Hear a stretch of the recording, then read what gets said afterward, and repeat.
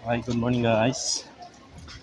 Tayo, naglibot na naman tayo dito sa lugar na to. Ito yung kahabaan ng LRT Baclaran. Dito guys. Yan, maraming mga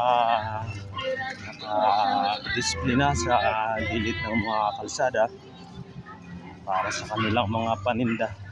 At ngayon po, araw po ng linggo, ay sigurado malamang na hindi na naman ito madadaanan ng mga dumadaan dito ng mga tao sapagkat malamang na puno na naman ito ng mga paninda itong kahabaan ng kalsada na to. At ngayon pa lang ay naghahanda na sila ng kanilang mga paninda.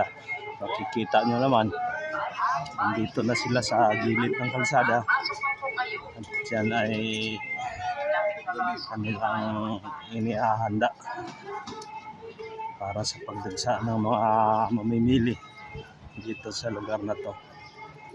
Yan mga guys.